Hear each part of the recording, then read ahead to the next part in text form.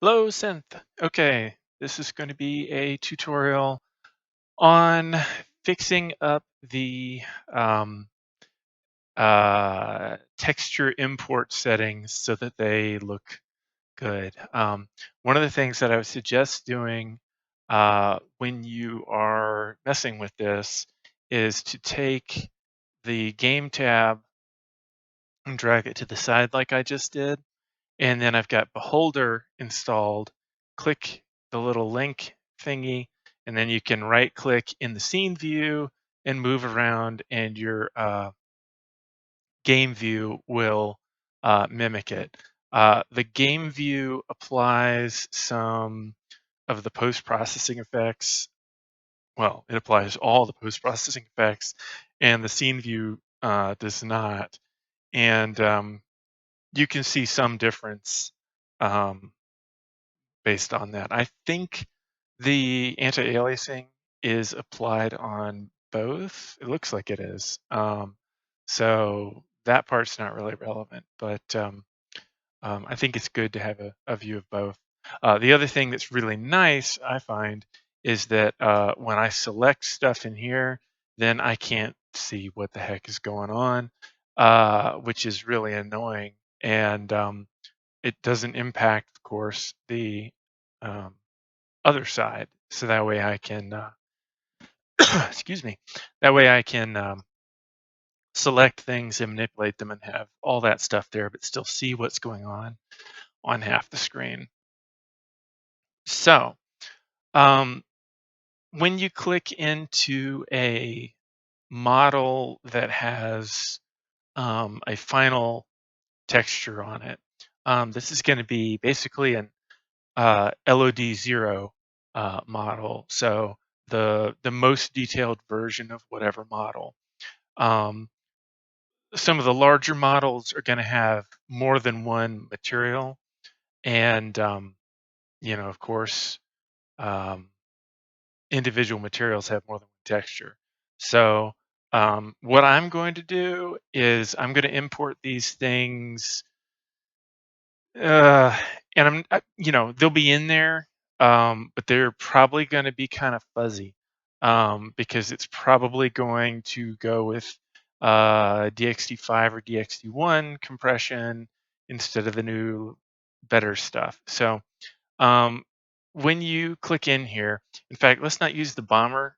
Um, let's use this thing, which we're calling the light capital ship, but actually it's going to be a mercenary ship instead, because there is no light capital ship. Blue and I decided to create this before we fully realized what was going on there. Oh, this is an interesting bug to find too. We've got double meshes on this for reasons that I have no idea of. Well, that was a waste. Good to find. Okay, so we have four meshes here. Um, and that's something that is going to be of relevance when we start talking about doing texture atlasing and mesh combining and so forth, particularly on LOD1 and up, but that's a different video. For now, we don't really care that we have multiple meshes in one object. It's fine. But there are two different materials that they're using: light starships texture top and light starships texture bottom. Even though there's four pieces, they share the atlas uh, atlas pieces there. So when I click on that, then that brings us over here. We've got light starships. On both sides. In the scale example scene, I'm trying to put all of the ships along with their little scale marker, or not so little in some cases, and I'm just putting them in lines. So you should be able to find pretty much anything from in here, I would say. But if you can't, then it's going to be either under assets, arc and bundle structures, or assets, arc and bundle ships, depending on which it is. Um, the incidentally, for modders, they're going to be using the same sort of thing. So, looking at this, we've got this material here, and this then has a reference to a number of different uh, textures. Now, I've set up the emission colors and all of this shader type effects as part of what I did. I don't know that I will be optimizing the. I don't know. I don't know that I will be optimizing the textures. It may be quick enough that I just go on in and do it while I'm doing the shader stuff. But one way or another, I guess I should document this so that at least you can kind of check behind me. It's good to have two pairs of eyes on this because this is a big savings. Um, quite a big savings. So when I click this, um, then it takes me over to models, textures. I got models, materials, models, textures here. And then the actual models themselves are under here. Uh, now, so down here in the bottom right-hand corner, you can see um, what the format and size is that Unity is storing this as. It doesn't matter what the actual physical file is. The physical file could be 2048 by 2048. It's a PNG or a TIFF or a TGA. It doesn't matter. Um, Unity is going to store it inside the asset bundle as whatever the max size is or the actual size is, whichever is smaller.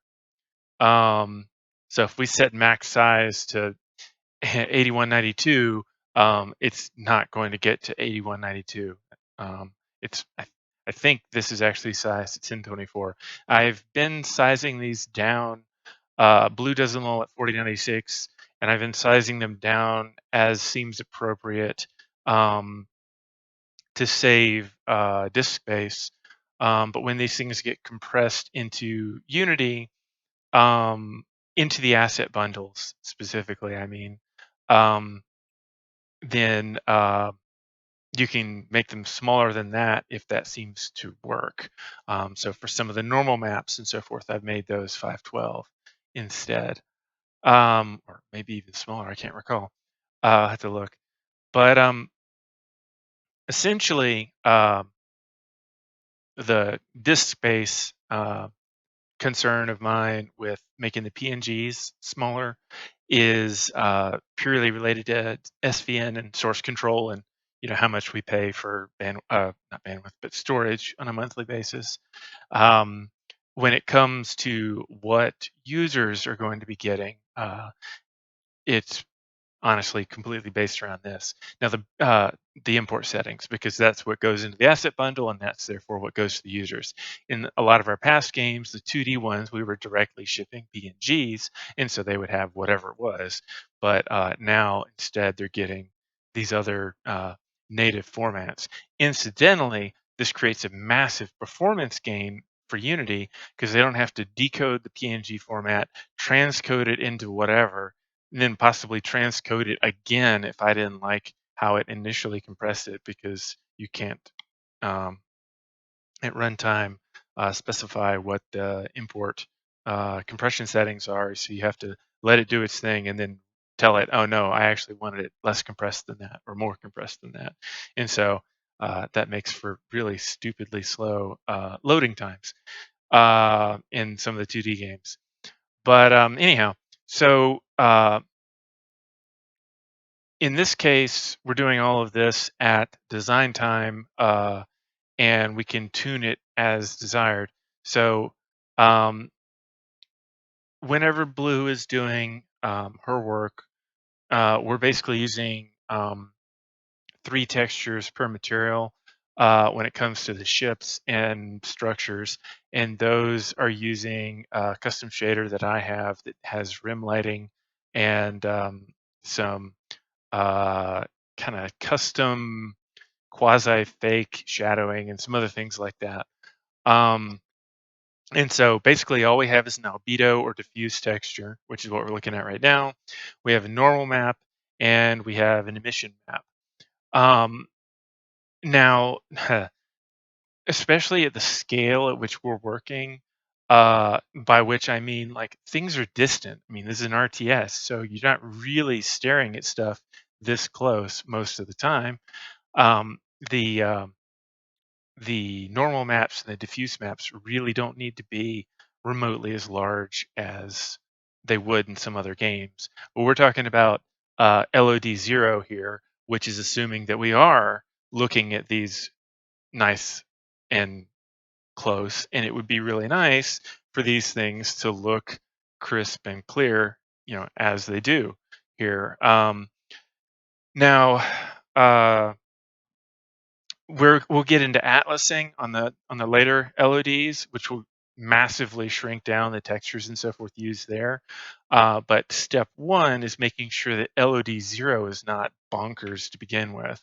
And we need suitable groups of ships to do the atlasing with when it comes to the later LODs. So that's another thing where we kind of cross that bridge where when we come to it. We'll need like um, I don't know, 8 or 10 ships maybe before it's even worth atlasing anything because we need to pack them a certain amount dense. So um, and I don't want to do that repeatedly because I don't want that going into SVN and just bloating that forever. So, lots of asides. So, with this, you can see this is 1024 by 1024 sRGB, compressed BC7. That is really, really good. That's what we want. One of the things that it will try and do by default is read in an alpha source input texture alpha. It will also default to normal quality on the compression, and it may go to a larger size there too. Um, so when you hit apply, then it actually changes these. Okay, so this is a 2048 by 2048 image file. Otherwise, it wouldn't have increased to that.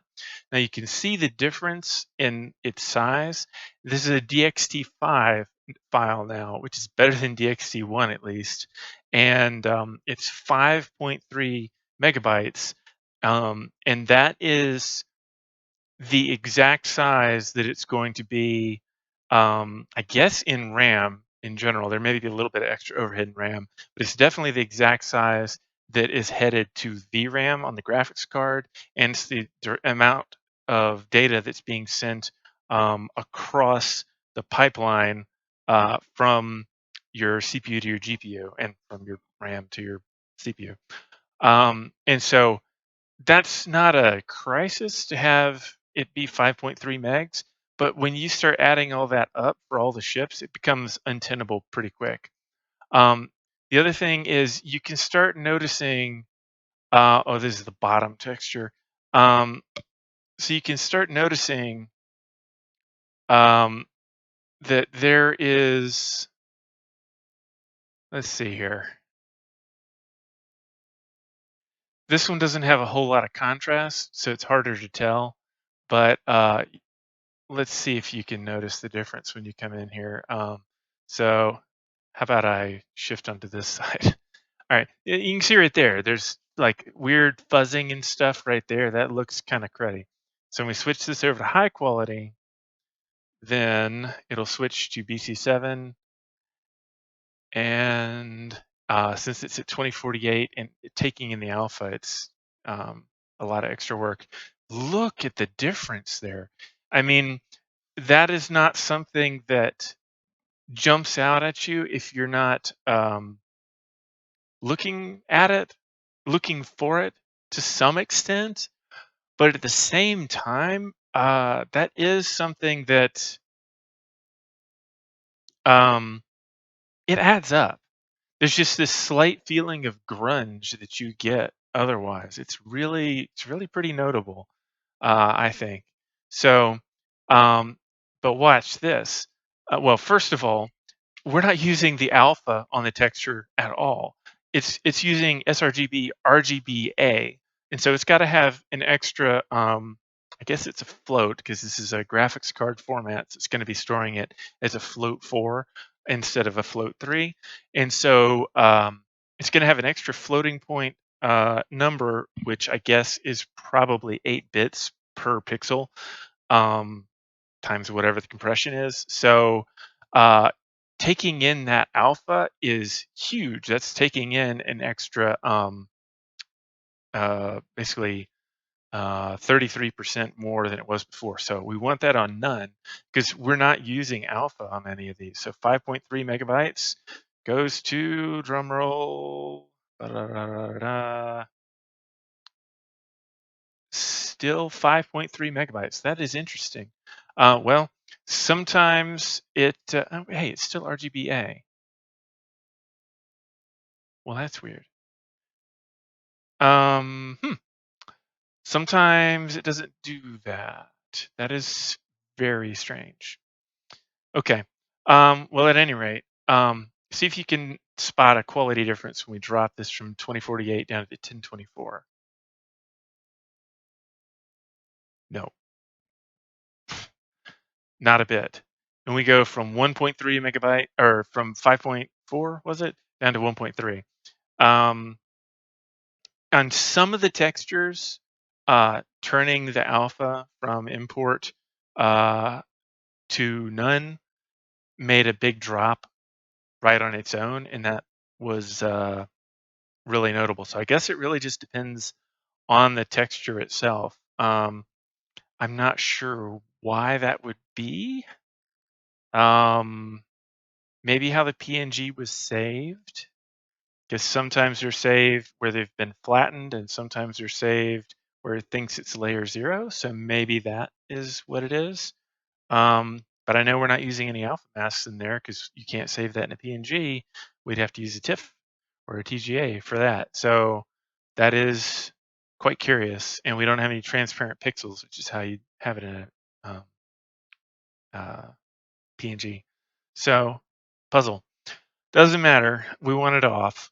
Um, wrap mode repeat should be fine. Yes, we want yes, we want bilinear filtering. I don't think it's a good idea to go to trilinear.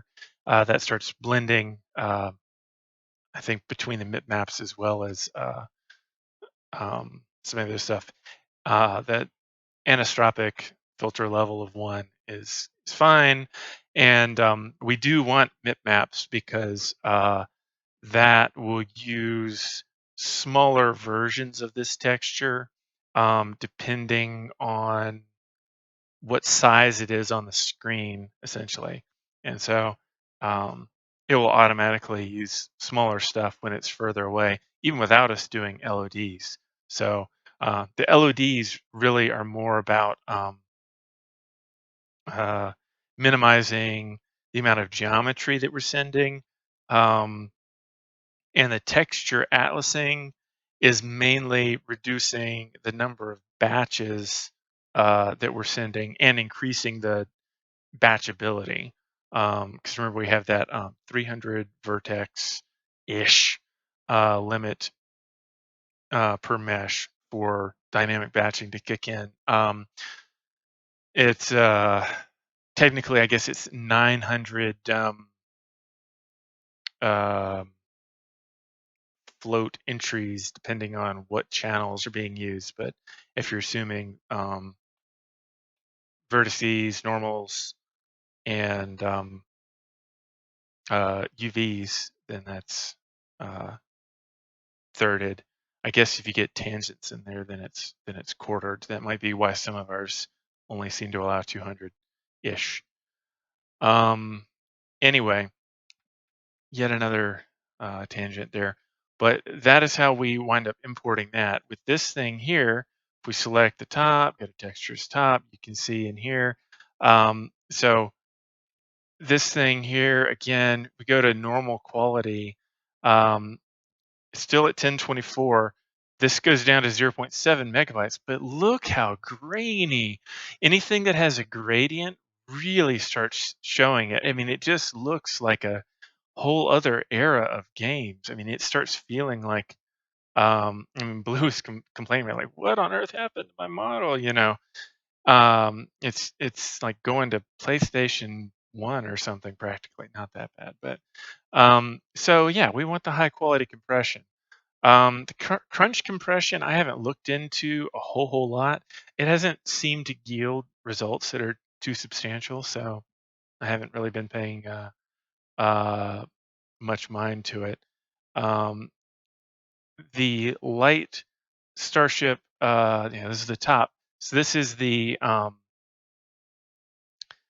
normal map. Now I'm importing these at high quality compression as well because it makes for better ridges on there.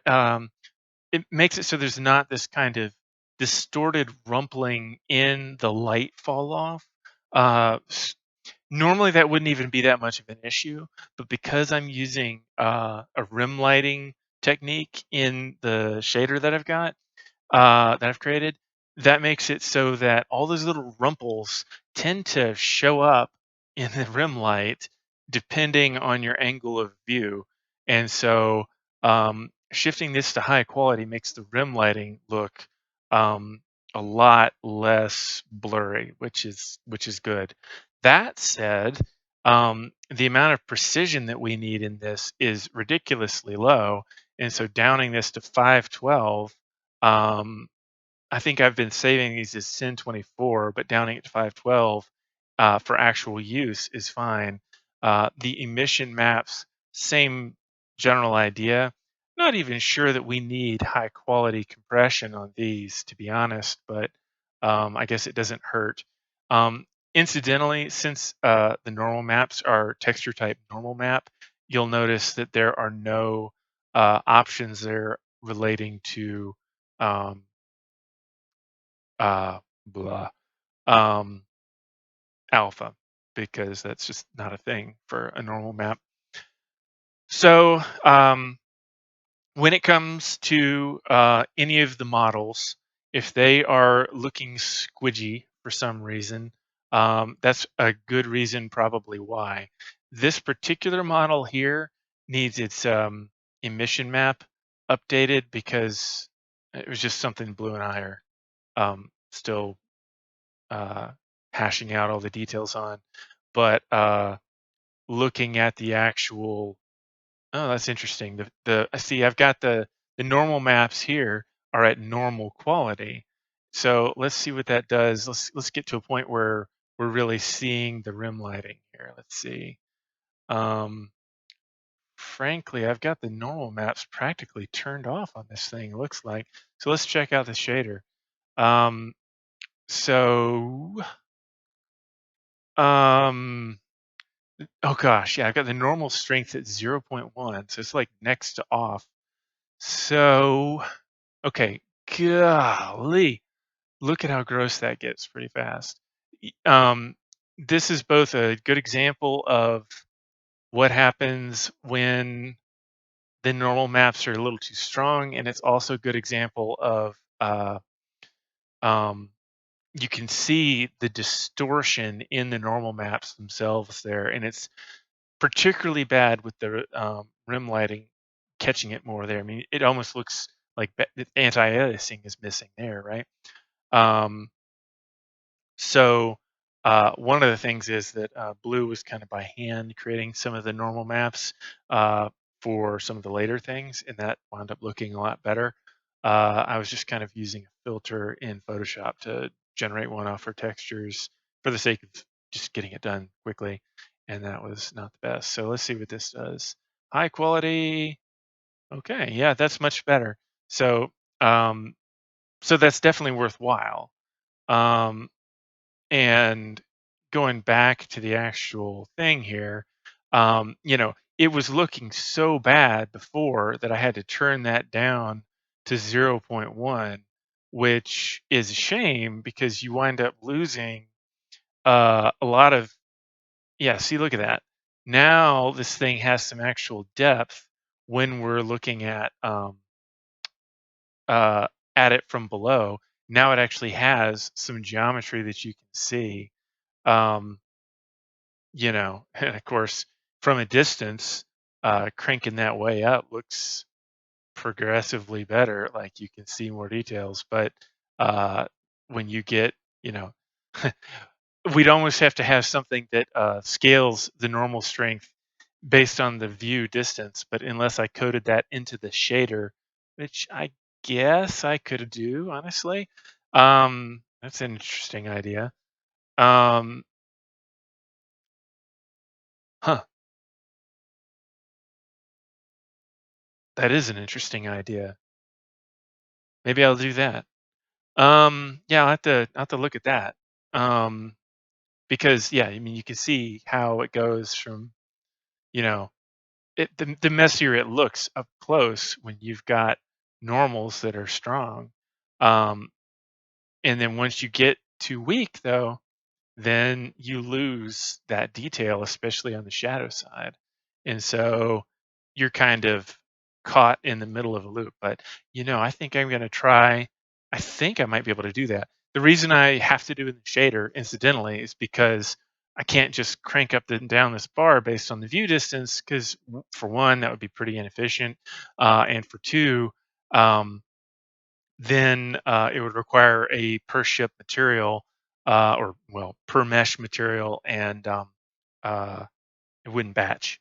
So that would pretty well kill the fighters. So at any rate, um, we have the mission map here, which this is in normal quality, and I did this on purpose. It's kind of a judgment call.